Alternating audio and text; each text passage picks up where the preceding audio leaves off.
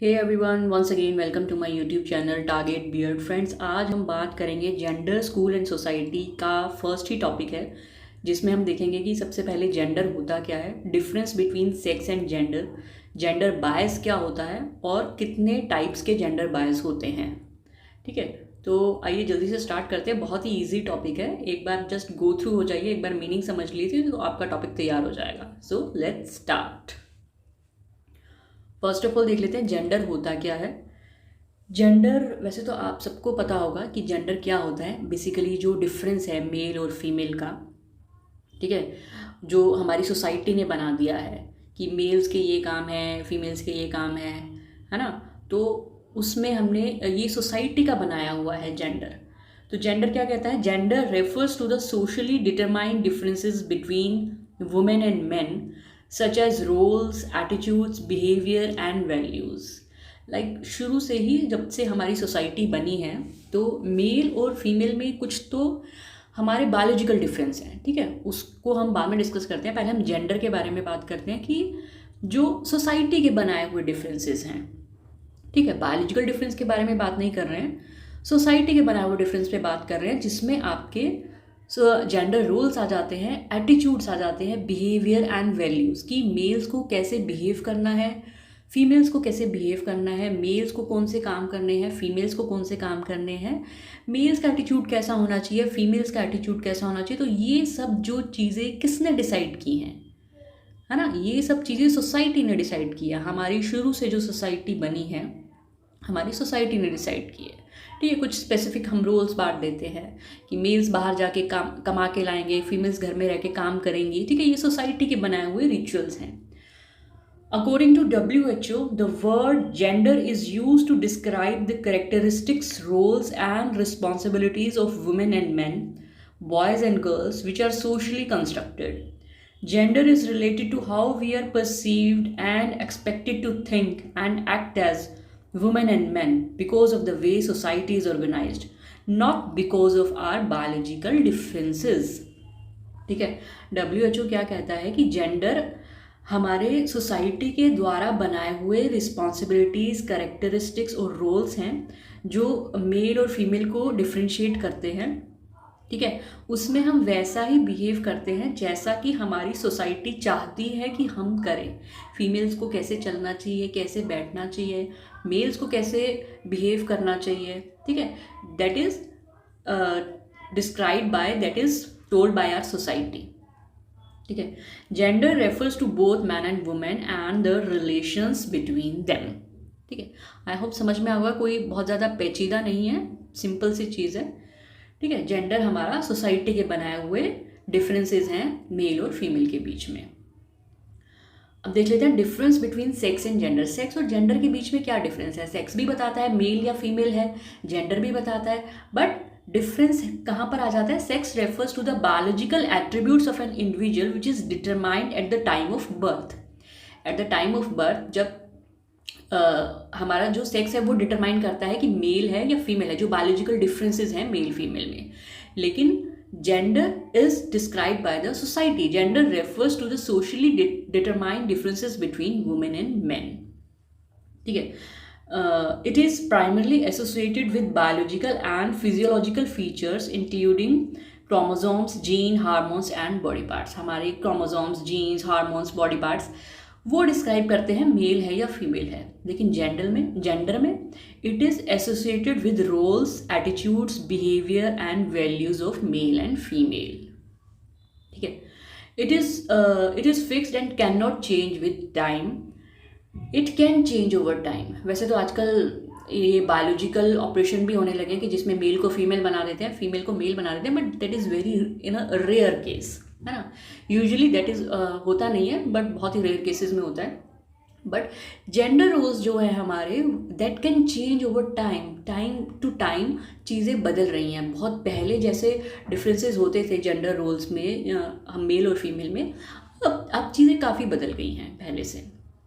ठीक है, it is not variable. Gender is variable from society to society. Society to society भी depend करता है जेंडर। रोल्स हमारे। ठीक है, आप साउथ में चले जाएंगे वहाँ पे थोड़ा सा डिफरेंस होगा, आप यूपी में चले जाएंगे वहाँ थोड़ा और अलग होगा, आप ईस्ट की तरफ चले जाएंगे वहाँ पे थोड़े से अलग सिस्टम है।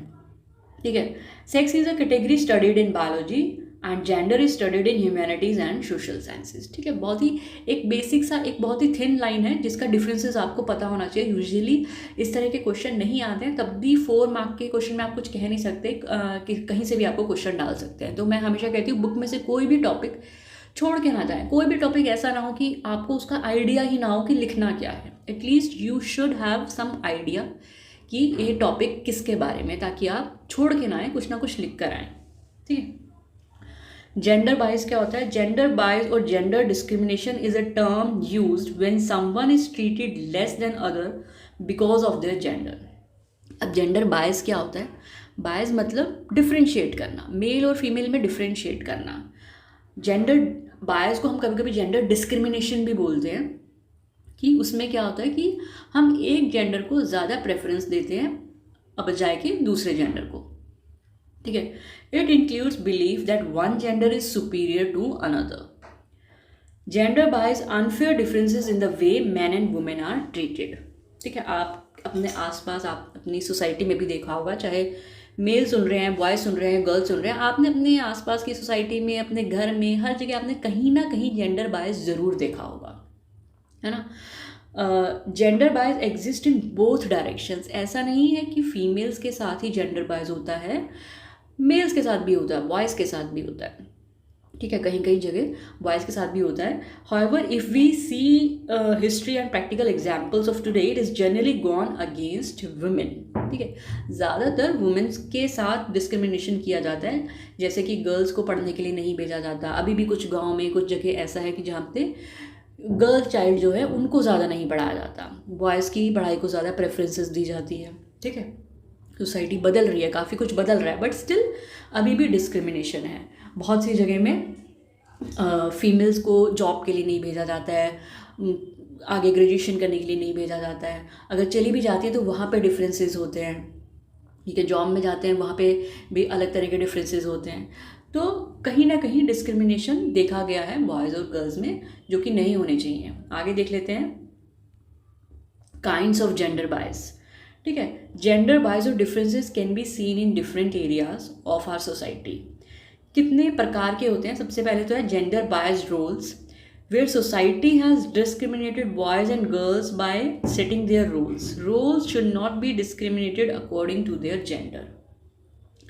अभी क्या है कि हमारी सोसाइटी ने कुछ रोल्स बना दिए हैं कि ये काम बॉयज़ ही करेंगे, ये काम गर्ल्स ही करेंगी, घर के जो काम है झाड़ू पोछा बर्तन वो गर्ल्स ही करेंगी, बाहर से पैसा कमा के जो लाना है वो बॉयज़ ही लाएंगे। तो ये जो रोल्स डिस्क्राइब किए गए हैं ये हमारी सोसाइटी के द्वारा डिस्क्राइब किए गए हैं। ठीक है, दैट जो कि डिस्क्रिमिनेशन है जेंडर्स के बीच में। दोनों को, चाहे गर्ल चाइल्ड हो चाहे बॉय चाइल्ड हो, दोनों को बराबर का मौका मिलना चाहिए कि वो अपनी इच्छा के अनुसार काम को कर सके, जो वो चाहते हैं वो कर सके। दोनों को बराबर का मौका मिलना चाहिए। Gender bias in education, still in many areas girls are deprived of basic education. It believes that it is not important for girls to study as they has to do household chores. ठीक है, जैसे अभी हमने बात की, girl child को पढ़ाई के लिए नहीं भेजते हैं। अभी भी आप अगर छोटे शहरों में जाएंगे, छोटे गांव वगैरह में जाएंगे, वहाँ पे आप रेशो कर देखेंगे बॉयज़ एंड गर्ल्स के बीच में।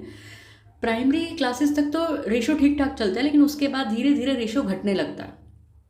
क्यों? I don't know.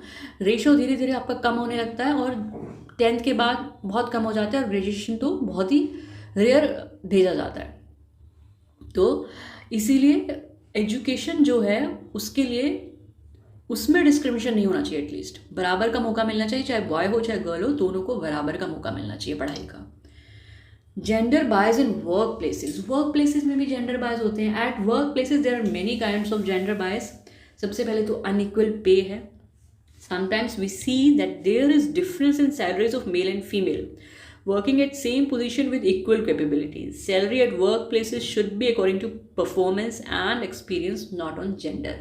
वैसे तो टाइम के साथ साथ काफ़ी कुछ बदल गया है, अभी ऐसा नहीं है, तब भी अनइक्वल पे नहीं होना चाहिए, चाहे मेल हो चाहे फीमेल हो, दोनों के लिए बराबर पे होना चाहिए। अगर एक ही पोस्ट पे काम कर रहे हैं, सेम एक्सपीरियंस है, सेम कैपेबिलिटीज़ है, तो दोनों को बराबर का पे मिलना चाहिए। इंटरव्यू क्वेश्चंस में भी डिस्क्रिमिनेशन होता है। In interviews usually females are asked questions like do you have children of or planning to have, are you planning to marry?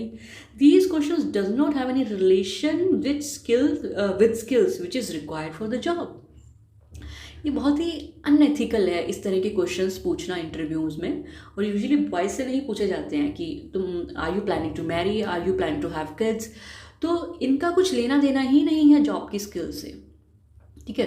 बच्चों का, मैरिज का, आप अगर बाहर कंट्रीज़ में देखेंगे तो वहाँ पे सीवी पे इस तरह की चीज़ें लिखना इज़ टोटली अनएथिकल, अलाउड ही नहीं है। You can not write in your CV that you are married और अनमैरिड, ठीक है। इन सब चीज़ों का, पर्सनल इन्फॉर्मेशन का कुछ लेना देना नहीं है आपके प्रोफेशनल एरिया से। आप अगर जॉब करने जा रहे हैं, वहाँ पे किन स्किल्स की रिक्वायरमेंट है, आप वो सब लिखिए, उन सब के रिलेटेड क्वेश्चंस पूछिए। पर्सनल क्वेश्चंस पूछने का कोई मतलब नहीं बनता है, जो कि यूजुअली हमारे कंट्रीज में फीमेल्स के साथ होता है, ठीक है। Unequal responsibilities, if man and women both have necessary skills required for job, give them equal opportunities. अगर दोनों के पास बराबर की स्किल्स हैं तो दोनों को अपॉर्चुनिटी मिलना चाहिए जॉब का। Conversation at work places, there should be gender neutral conversation. जब हम बात करते हैं, चाहे अपने को एम्प्लॉय से करें या अपने किसी सीनियर से करें या जूनियर से करें, मेल हो या फीमेल हो, सबके साथ आप एक तरीके से बात करें। Language should be kind, respectful and professional towards all irrespective of any gender. इसमें मैंने कहीं कहीं देखा है कि मेल्स के साथ डिस्क्रिमिनेशन होता है, फीमेल्स के साथ हो तब भी थोड़ा सा काइंडली और रिस्पेक्टफुली बात करते हैं, लेकिन जो मेल एम्प्लॉयज़ होते हैं, बॉयज़ होते हैं, उनको बहुत ही कभी कभी एब्यूसिव लैंग्वेज में भी बात की जाती है, जो कि बहुत ही गलत है। चाहे मेल हो चाहे फीमेल हो, आपको सबके साथ एक प्रोफेशनल लैंग्वेज में बात करनी चाहिए, काइंड और रिस्पेक्टफुल मैनर में बात करनी चाहिए। Class ceilings, both male and female should have equal opportunity to reach higher level or to get promoted. There should not be any ceiling on the basis of gender, ठीक है। Promotion हो रहा है तो प्रमोशन में कभी कभी ये देखा जाता है कि फीमेल है, पता नहीं आगे जाके काम कर पाएगी या नहीं कर पाएगी, हायर रिस्पॉन्सिबिलिटीज़ है, इतनी रिस्पॉन्सिबिलिटी ले पाएगी या नहीं ले पाएगी। तो जेंडर के अकॉर्डिंग वो नहीं होना चाहिए। आप सिर्फ काबिलियत देखें, अगर उसके काबिल है तो आप प्रमोशन दें, ना कि जेंडर देख के प्रमोशन दें।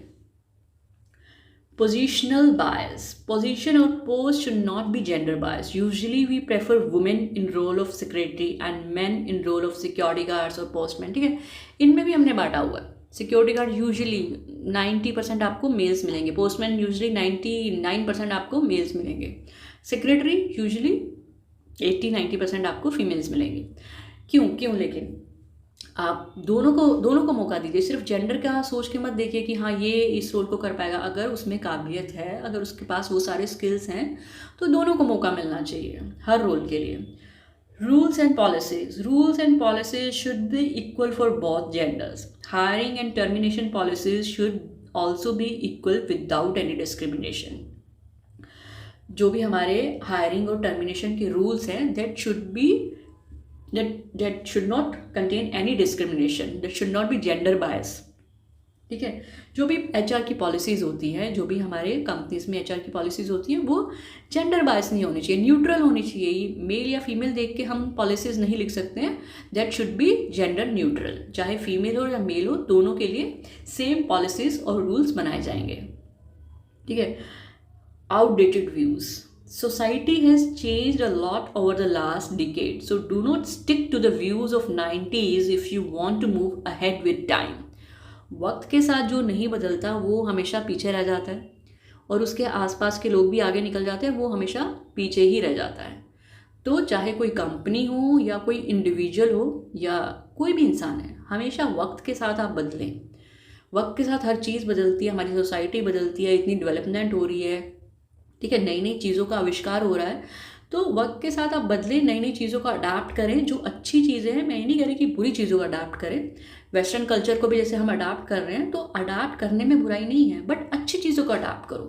अगर वेस्टर्न कल्चर को भी आप अडाप्ट कर रहे हैं तो बहुत अच्छी बात है। सिर्फ उन्हीं चीज़ों को अडाप्ट करें जो अच्छी हैं, ठीक है, बुरी चीज़ों को अडाप्ट ना करें, ठीक है।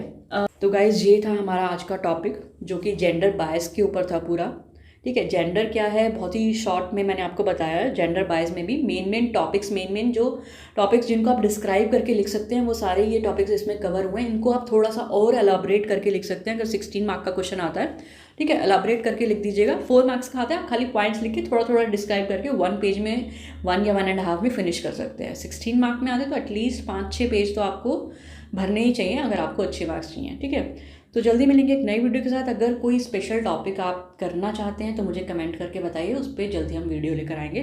तो तब तक के लिए have a nice day, good bye.